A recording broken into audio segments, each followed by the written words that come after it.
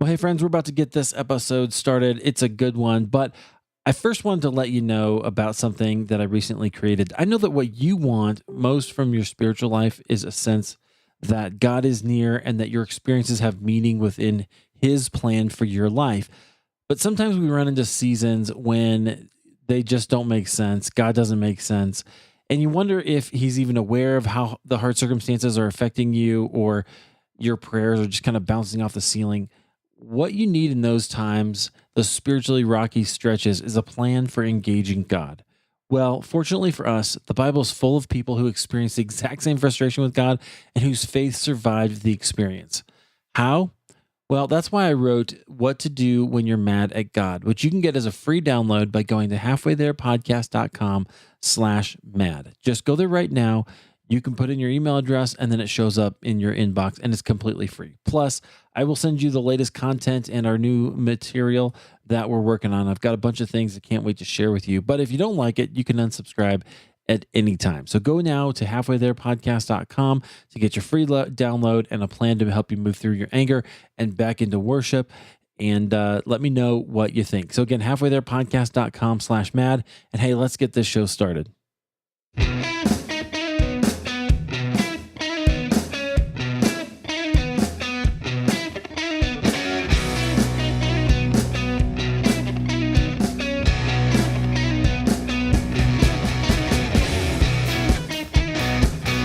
Well, friends, welcome to Halfway There. This is the show where we have honest conversations with ordinary Christians about today's Christian experience.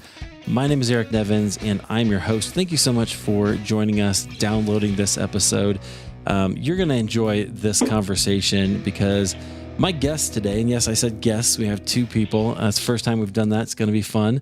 Are some really amazing people. They're living a life that it just sounds amazing. I can't wait to hear about it. But they currently live full-time in an RV traveling around the U.S. And they want you to know they're not retired. They're in their 30s. And they love doing the RV life. And they're going to tell us all about it. So my guests today are Dan and Lindsay McKenzie. Dan and Lindsay, welcome to Halfway There. Hey, thank you so much for having us. Yeah, absolutely. We're so excited to be here. Thank you. I'm excited to hear all about this because that is an unusual choice. I think maybe you start to hear about people doing it, but what a cool thing to do. Is it as cool as it looks? It is. I mean, it's definitely not glamorous, and there's always struggles on the road and things break and it's sometimes chaotic, but it has led us to some of the most beautiful parts of the country, and we're full-time adventurers, so we really can't complain. It's incredible. Wow, we're full-time adventurers. That's great, man. That's very cool. Okay, so I guess that tells us a little bit about what you do now. Like what is it about the RV lifestyle that maybe people don't know about that you share about it? Yeah, so I mean, for us, we do a lot of sharing about just general RV lifestyle and all that stuff. But for our story, what we really enjoy sharing is sort of how we got to RV lifestyle and sort of the transformation that just living this way a little bit more simply and more from a minimalistic perspective, and how that sort of transformed our experience. And that's really the journey and the talking points we love to share.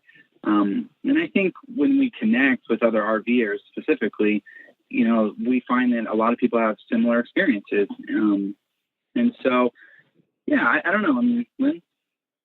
Yeah, it's funny because we hit the road primarily for travel, right? We wanted the adventure. We wanted to go as many places as we can go and stay as long as we want and bring our dogs along.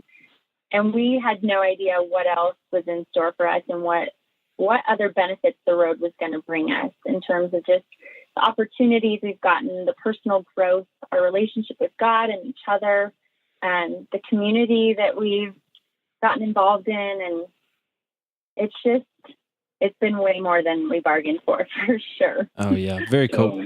Well, we're going to hear all about that, but I will first want to hear from each of you some of your own spiritual experiences and kind of how you've experienced God. And then it sounds like you guys mentioned, the way you experience God even on the road. So that will be interesting. Why don't we start, Dan, why don't you tell us a little bit about your kind of, I don't know, where you grew up?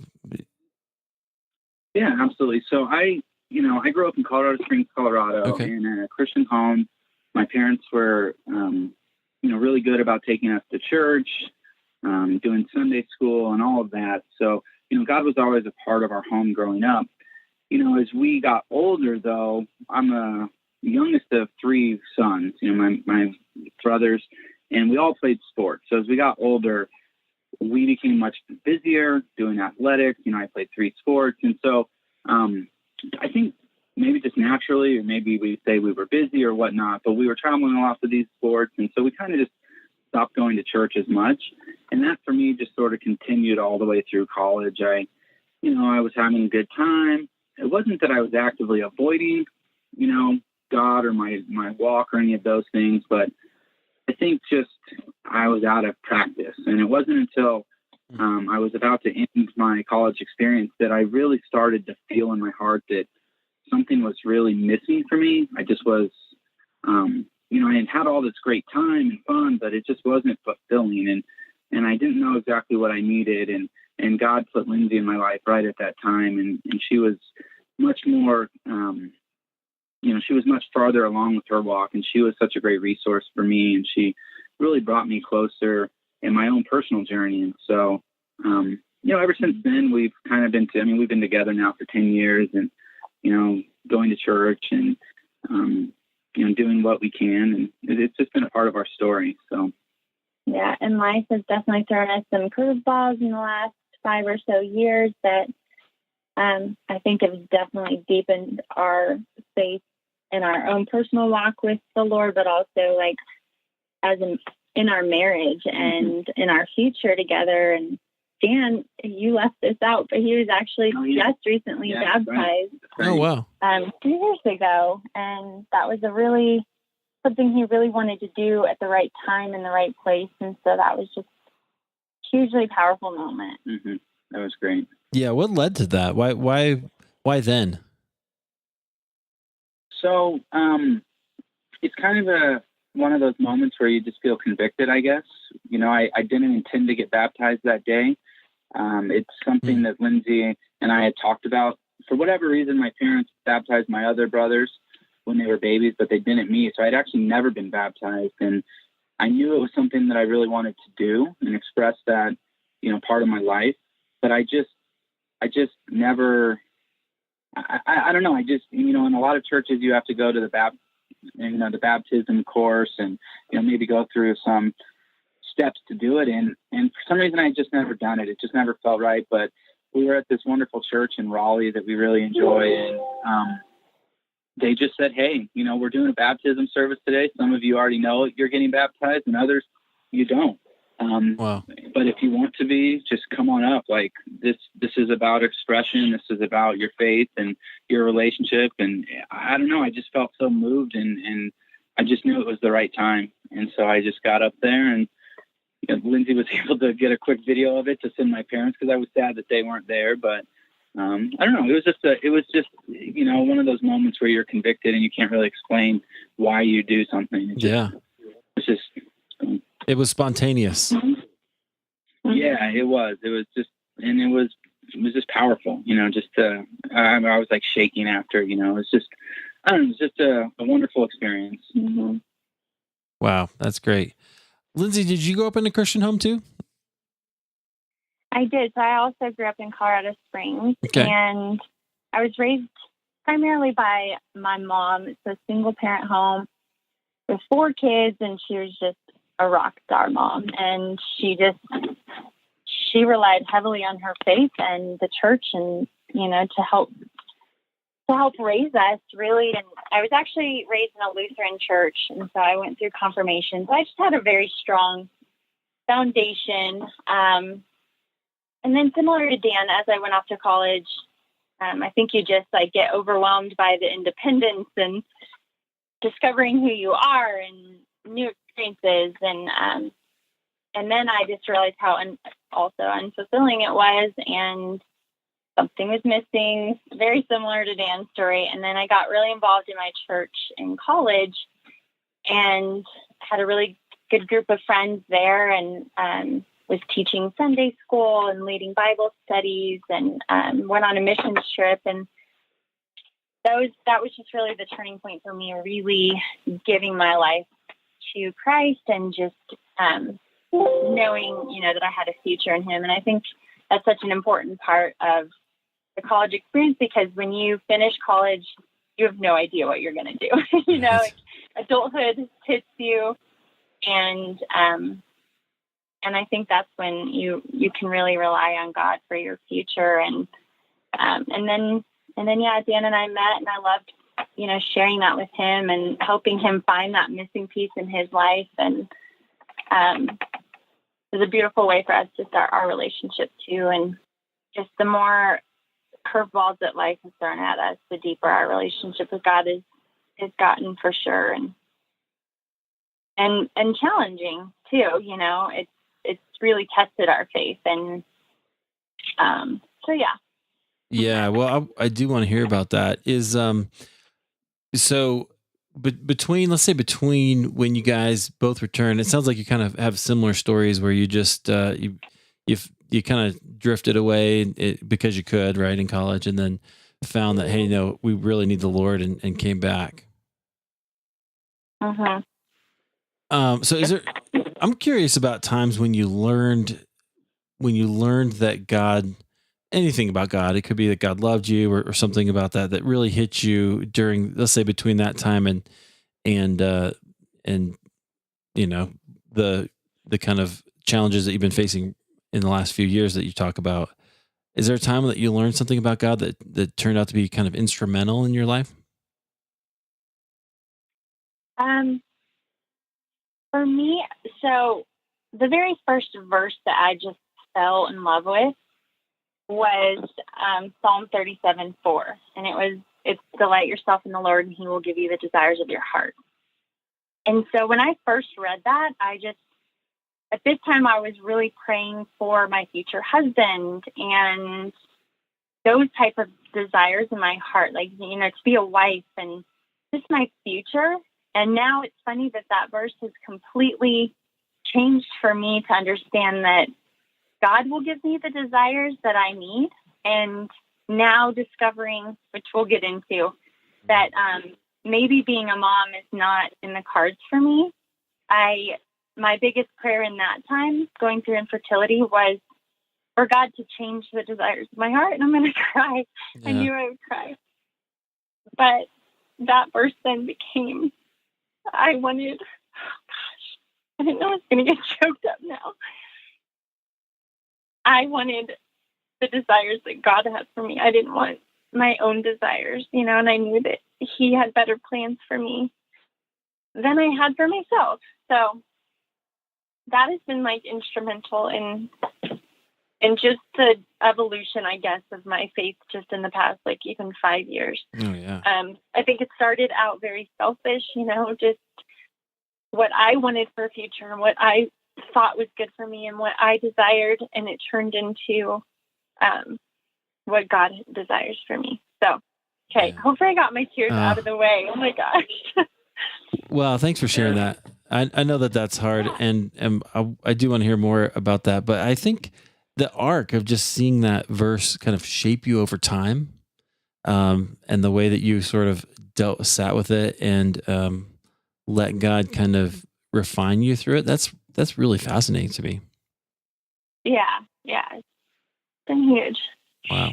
Okay. Dan, how about take a break and let Dan. Yeah, how about you?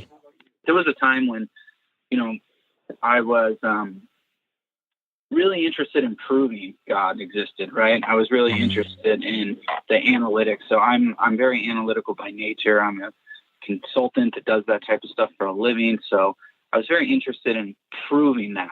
And I got into reading some different books, and, my pastor had given me, and watching some really interesting videos and things like that. I wish I could remember all the names of it, but I kind of got to this point where I didn't get it proven to me, right? And I think that's really a really critical thing for me in my life was going from, well, I have to prove it before I can really commit, to learning that through the process of trying to prove it, I actually learned that I don't need to have it proven, because you feel it. If that makes, I don't know if that makes sense, but there's some great books out there, and like Lee Strobel's The Case for Christ, and all these different books that, they do effectively prove or make cases, right? And I don't know. It was just a really weird turning point in my mind, and I wish I could be a little more clear about it, and concise and eloquent. But it's just, I went from this pursuit of absolute knowledge to realizing that there is no absolute knowledge, and that your relationship is the proof. And that's been really powerful for me, because now I really feel like God is me. He's in me, and so when I'm having doubts, or when I'm struggling, or when I'm talking to my, when I'm listening to my heart, it's like, that's God. I don't need you to drop a fireball from the sky. You know what I mean? I just, that is God, because He's in me. And that's been a really sort of transformational revelation, I guess you would say, for me over the years. And, Sure. I don't know if that even makes sense. Oh, yeah, it totally does. So one of the things, I don't know if you guys noticed at the beginning here, I talk about honest conversations with ordinary Christians about today's Christian experience, right? So whereas the truth, or like something like apologetics, like you were talking about, is so important, and at a certain point, it's really useful to us, right? To learn it in the journey. But I think the experience that you had, it sounds like, is that was valuable to you, but then you kind of found that it couldn't be everything, because God can't be reduced to all those things. And so you had to relate to Him in a different way. Yeah. And that experience just fascinates me. It's I grew up thinking, whether anybody ever said this or not, I don't know, but I grew up thinking that, if you just got your theological ducks in a row, that you would be okay, right? That you would be the one with the truth, and then everybody else would be wrong. and I don't know why I thought that, and I think sometimes that's the way we put it, but what we imply with the way we talk about capital T truth. But I'm not sure that, I don't think that's entirely the case. I think the experience that we have, there's something very tangible or intangible that we learn in having a relationship, and that's what I hear from you, Dan.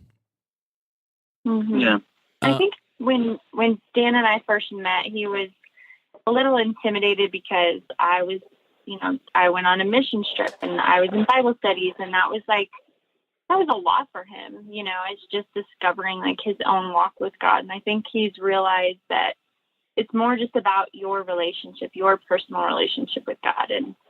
And there's no rules, there's no guidelines you have to follow to walk with the Lord, I think that's been big for you as well. Yeah.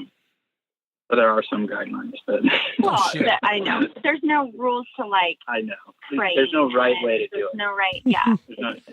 Well, the way I've come to think of that is, at different points in the journey, you need different things. There's you need different things if you're going out into the ocean in a kayak than you do if you go on a hike on a mountain. And at different places, you need different things. Anyway, interesting. Well, thanks for sharing that. So, I'm curious about, you started to go into this a little bit about you said not being a mom, that's not going to be in the cards for you. Tell us about, I'm guessing from kind of our exchange earlier, that's probably a place where God is, there's some hurt there, and that God is kind of working to refine you. So tell me a little bit about that. 5 years after we got married, we decided it was time to settle down. We had done tons of traveling and adventuring, which is a common trend with us. And so we bought a house that, we had planned to raise a family in, and started, going down that path. And after 2 years of testing and, no luck getting pregnant, we discovered that Dan has an actual medical condition, and he's completely infertile. So it was a pretty clear, a lot of people have infertility struggles, and there's not always a clear diagnosis at the end, but we felt blessed that we had an actual diagnosis a no. It was a no, and we could at least move forward with that. So we found the silver lining in that, but it was also very obviously crushing. And, being a mom was my greatest dream. And I was a teacher, and I just loved children. And that was definitely a point in our lives that we joked that we felt like everything came to this screeching halt. And it was just like, what do we do now? Everything we were working towards. And so we really had, we went through all the emotions, all the grief and the anger and the confusion. And then we immediately tried to solve it and use a donor and look into adoption. And we felt like we needed a solution immediately. And all of those paths kind of also led to a dead end. Like it wasn't working. And you want to pick it up from there? And so at this point, we've run the gamut of emotions. We've been angry. We've been, crying, hurt. Just going through it all. And, we had this, I don't want to call it an epiphany, but it was kind of like our turning point for growth, and what happened eventually was we said, okay, God, like, let's try your plan, let's see what maybe you have out there for us, because we tried to carve it ourselves. We said, this is our way. We're doing this, like, this is going to happen. And that wasn't the plan, right? That wasn't, you're telling us that that's not the plan. And so like, let's follow.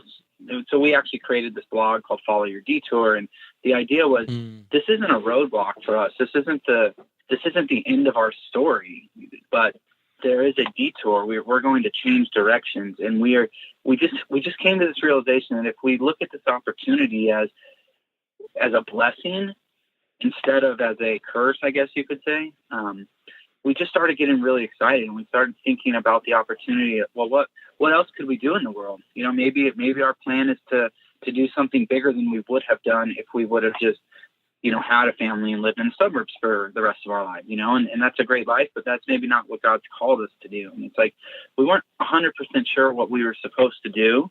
But both of us just had this stirring in our heart that we needed like a change of location. That seemed like the thing to do. Yeah.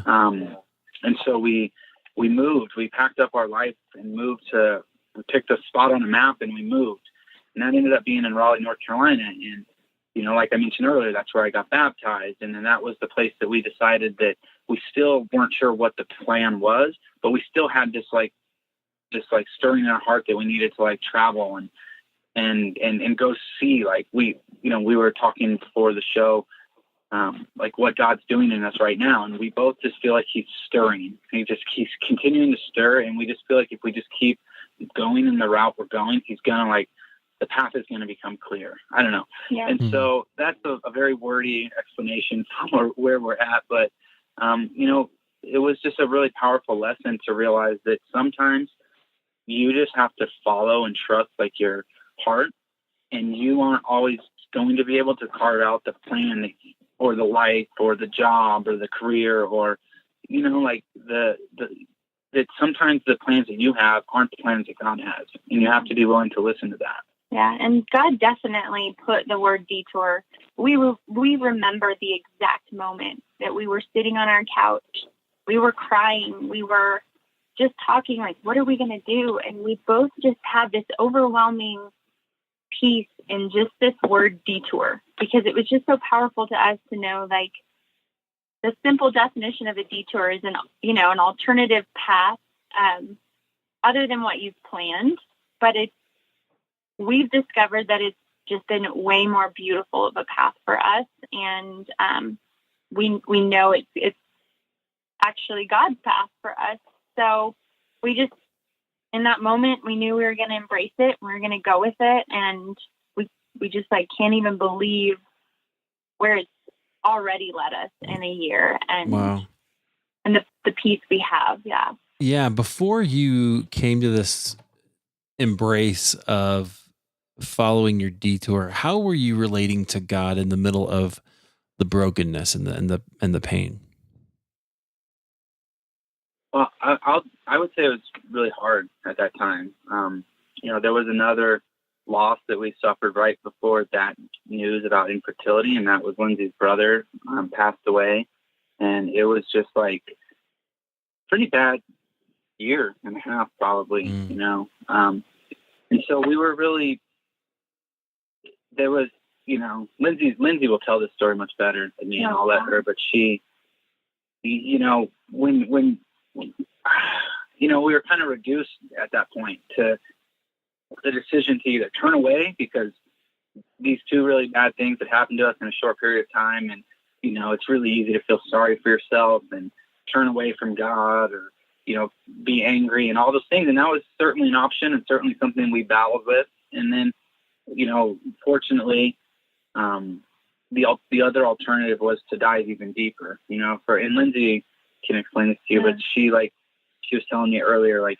at that time, the only thing that got her through it was like giving everything to God at that point, And so, I don't know. It was a hard time, honestly. Yeah. And yeah, I mean, there were definitely times where it was like, this just isn't fair. None of this is fair.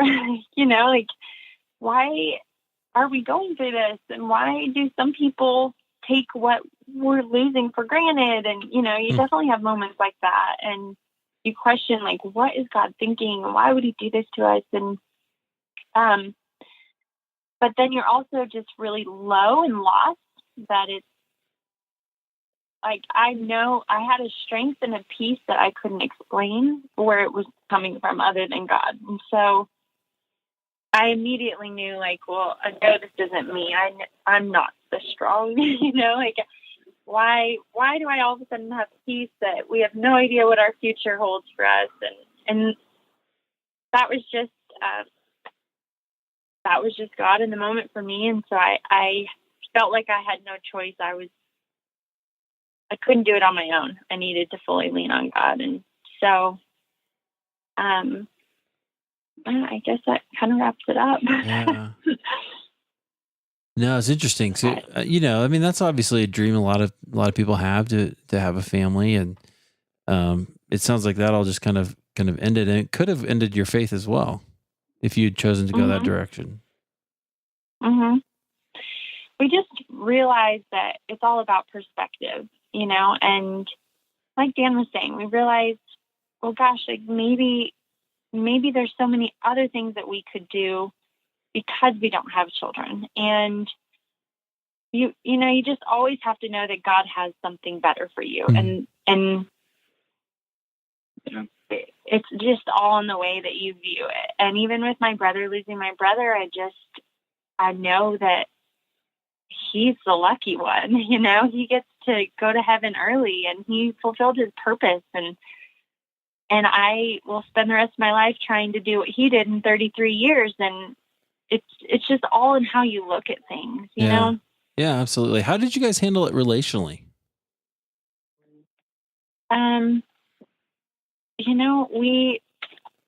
We definitely came together. I think we talked about it a lot. We both really took each other's feelings into account throughout the whole process. And we made sure that, we were being open and honest with each other about our feelings and any steps moving forward and every decision we made along the way. And we just knew, like, we just needed to go through it together, and it was going to be worse if we, were hiding certain feelings or not being honest with each other. So, yeah, and that was, for me, being the person that had the medical issue and knowing how important the family and her passion for children. I mean, like she mentioned, she was a teacher. She taught kindergarten. Like, she just had such a heart for that. And from the day I met Lindsay, I knew that was like her greatest desire. So I took on a lot of personal, like, I don't know what the word I'm looking for is, but I felt really bad. I felt really insecure. Yeah. I didn't know, like, how things were going to play out. and I told her, like, if this is, and it was really hard, but I really meant it. Like, if this is a deal breaker for you, like, I could understand that. And she never like wavered, and she was so honest with me, and, she's been amazing through the whole thing, because I feel like I took something from her, and it's, Yeah. I don't know. I mean, it's kind of off topic, but No, it's totally on topic. And Dan, I mean, I'm over here, yeah, maybe you can't hear it, but I've got tears in my eyes because that is such a powerful expression of love. Maybe one of the most powerful I've ever heard. It's just, we're crying over here. I know. I'm always great. Everybody's crying, and I hope our friends listening are crying too. But it really is powerful. It really is, like, to just, and I've been thinking this whole time we've been talking, that I just hear you guys are into each other. Like, you care about each other, and you're really, you know each other, and you're talking about each other in a way that is, I think actually really unique and really special. Oh, thank you. That's sweet of you to say. The day we got married, we just knew we were going to be a team, So everything we do, we think of it as a team. And, both people are important, and both people's feelings matter, no matter, what the other person thinks about it. And that's how we've always approached things. So, and that was one of the reasons we actually tried for a short time to use a donor to get pregnant, and I hated it because it didn't feel like it was an even playing field. Like, I didn't want to do something without Dan, and I couldn't get past that. I wanted it to be, adoption makes more sense for us because it's together. It's equal for both of us. So, Lindsay always said something too that's made me really kind of shape my perspective on things. And, she said this over the years that, if I'm so lucky, she always says this about me. She says, I'm so lucky to have found him, like, that's my blessing. Some people have kids, but they don't find that love. And some people, there's a lot of people out there that are searching for something else. And she, very, very, like, she said that that's her blessing, and she needs to take refuge in that blessing. And I think that's such a really good way to, like, approach faith and God. Like, God, you're not entitled to everything you want, but if you give grace and you give credit and you give thanks for the blessings you do have, like, I think that's the right mindset. And I always think when she says that, that's such a, like, very profound thing that she said. I don't know. Yeah. It sounds profound. That's amazing. Wow. Very, very cool. Thanks for letting us in on that and sharing some of those stories and making us all cry. That's good. All right. So you decided to embrace your detour, and you started this website, Follow Your Detour, and you moved. Then, how did you end up RVing? Like, how did that come about? So we were taking a lot of road trips in Raleigh. I was teaching kindergarten at the time, and the past 2 years of teaching, I was really questioning if that was also what God had for me. And, something felt missing, even though that was a big dream of mine for a while. I was just evolving so much as a person that and with our news, and I was just kind of ready to spread my wings, as cheesy as that sounds. And I felt like teaching was something holding me back. And so we were in Raleigh, and I was unhappy teaching, and we were taking road trips because we just hadn't seen a lot of the East Coast before. And then there was just one particular road trip where I looked at Dan and I just said, I don't want to go back. I want this to be our life. I want us to always be exploring and going new places. And I felt closer to him. I felt closer to God. I felt more like myself, like I was living when we were on these road trips. And he was already working a remote job and could work from anywhere as long as he had internet. So we started brainstorming ways of making full-time travel a possibility. And we first thought, well, maybe we could jump from Airbnb to Airbnb or even hotels. But we have 2 dogs and we didn't want to live out of a suitcase. So this idea of having a home on wheels just couldn't have been more perfect. And so we just kind of went for it. And like 6 weeks later, Whoa. I had quit my job and we were on the road, and all of our stuff was either sold or in a small storage unit, and we haven't looked back. When was that?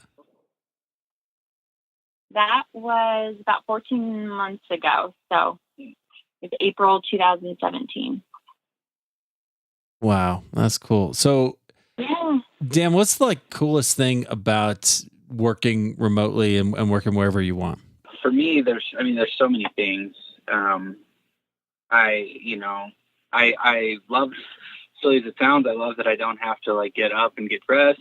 I just, kind of roll out of bed and get on the computer and start working. But I love it because it's, working in addition to working remotely, but even just living in this sense, I love that my time is very intentional. I don't feel like I waste time during my commute. I don't feel like I waste time when I get home from work trying to do all the prep to go into the next day of work. I feel like my time is intentional and allows me to sort of enjoy work more, I guess you could say. Mm-hmm. Enjoy the times that I'm not working more. Just for me, it's been having a remote position has allowed me to achieve a better balance than I had before, I think. Mm-hmm. Very cool. It's allowed us to be together more and have more quality time together. And, when we were living in our house in Parker, we were working all day, coming home, cooking dinner, preparing lunch for the next day. And we would get maybe an hour together. And then our weekends would be, running errands. And so we didn't get quality time then either. And so our lives we've cleared out a lot of the clutter. We always say we own less and we just have more time and more freedom to do more of what we love together. Oh, very cool. Yeah. So I'm going to need you guys to talk to my wife because this was my plan. We're all for it. Yeah. We're good salespeople on RV life. Maybe she'll listen. She'll listen to this episode. But it's interesting. I think I told you guys that I recently quit my job. There's a whole podcast episode about it back there in the feed somewhere you guys can go listen to. But that was my plan. My plan number 1 was to RV. Let's just load it. But we have 4 kids. So my wife was like, let's don't do that. Yeah, that's different. Yeah, but people do it all the time. But, or to do something. Because I just love the idea of the adventure and you guys, you started off saying that we're full-time adventurers. That's totally cool. How have you found what are the spiritual impacts? Because if you're on the road a lot, you're maybe not connected with a body as much. Is that hard, or is that what kind of effect does that have? Well, nowadays it's such a blessing that churches stream live and we can watch on our computers. So, and it's been really cool to go to different churches across the country too, and just see how different churches work. And one time we were at Cowboy Church in Texas out on this ranch, and it was just, it's just so awesome to see how all across the country people are worshiping our God in different ways and different communities coming together. It's probably deepened. And I think, the streaming thing has been big. Lindsay actually engaged in a virtual Bible study too. So she has this group where they meet, and that's really cool too. The internet is a crazy thing that you can use. It's pretty incredible. But honestly, we definitely miss having that home church, especially after we had found one we just loved so much in Raleigh. But one of the things, and I think we kind of touched on this earlier, but in the RV community, it's easy to have these conversations that go beyond even conversations you might have with your neighbors.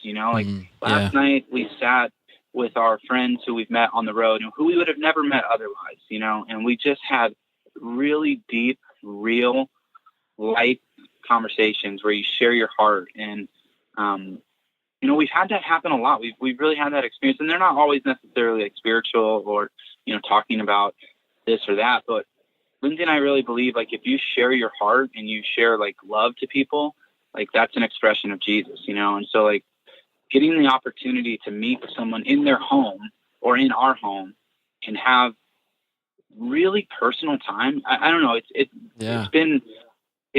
delivered a benefit that I think kind of, I'm not going to say it takes the place of the church, but we've had so many of these conversations that we feel like a good, I don't know. Yeah.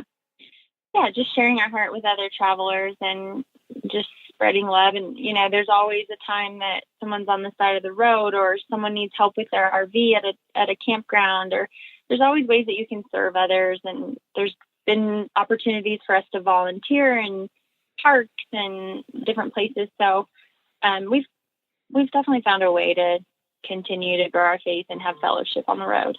Yeah, interesting. So fascinating. Sounds like your freedom has kind of also freed you up to be involved with other people in a way that you maybe wouldn't if you had a house in the suburbs. Yeah, absolutely. Yeah, where everybody drives Makes you more open. Right. Instead of driving in your garage and closing the door, right? You're open to just talking to people. Yeah, exactly. I love that. Wow, that's really cool. I think that's just amazing. I also noticed that you guys have some products on your website. Tell me about how you started developing those. Mm-hmm. Sure. So, part of being able to do this journey, we had to get our financial situation in order, and what we noticed when we were going through the process of infertility and just, I think doing a lot of what normal American people do when they get a house or, and we were just over consuming. We were spending a lot, and we were, I don't know, we just kind of got ourselves into a little bit of a bad situation with student loans and all these different things. And we actually signed up for a course that, the Dave Ramsey Financial Peace at our church.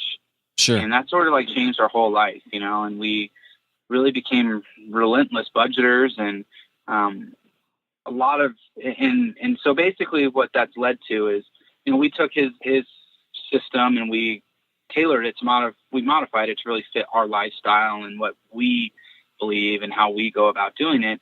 And so, one of the questions we get asked all the time, because people think we're like wealthy just because we travel full time. Mm-hmm. So we felt like there was a great need to help people understand that it's not necessarily about having more money if you want to live a lifestyle like this. It's about managing that and making smart decisions and living within your means and all of those different financial principles. And so we kind of put together our budgeting program that just goes through exactly how we budget, how that's impacted our lives and why we budget and all those things. And yeah, we put that into a little online course, and we have that for sale on our website. Very cool. Yeah. We also have our free RVing course as well, because we've just loved we love helping show other people that this lifestyle is so attainable and achievable, and whether it's money or jobs and we get questions all the time. And so we kind of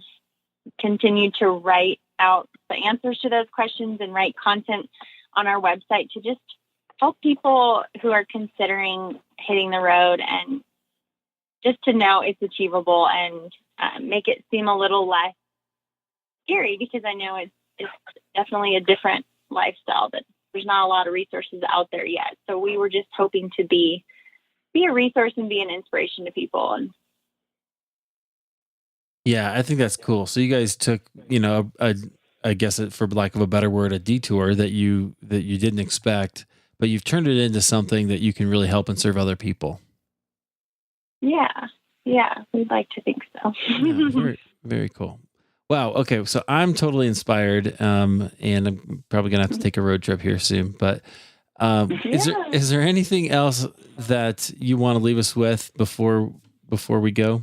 Well, we're in the Canadian Rockies right now. So if you are going to take a road trip, highly encourage you to make the drive to Canada, because the scenery up here is out of this world. It's unbelievable. So don't know if that's what you were looking for, but That's perfect. Inspiration for you. No, and just, I hope that our story can help inspire someone out there that it's never too late to take a detour in life, and detours come in different shapes and sizes, and sometimes they're unexpected news like we got, or sometimes it's just a matter of saying, I'm not happy in life, and I want to explore a different path and see where God leads me, and just have the courage to take risks in life and follow, your calling. And yeah, amen. I couldn't have said it better. Friends, you can find their website at followyourdetour.com, and the products that we talked about are there. They've got resources, the RVing information, and travel destinations if you want to check those out. So please do that, and also follow Dan and Lindsay on Instagram at followyourdetour. I'll link to it in the show notes, halfwaytherepodcast.com. You can just get all of it there, but you guys go some cool places, and your Instagram is beautiful. Thank you. We try and show the glamorous side of the RV. You're doing a good job. It's not always like that. Good job. All right, so we're gonna need to see some scary early morning pictures or something on there. Yeah, people don't like when we take pictures of the sewer tanks. And, that whole process. But, I love it. All right, so we stick to the mountain lake. Very good, friends. Beautiful pictures on Instagram. I'll link it up so you guys can find it. Hey, Dan and Lindsay, thank you so much for being here. It's been a real pleasure to get to know you here. Yeah, thanks for having us. Thanks for letting us just share our hearts and cry and laugh, and it was great. That's awesome.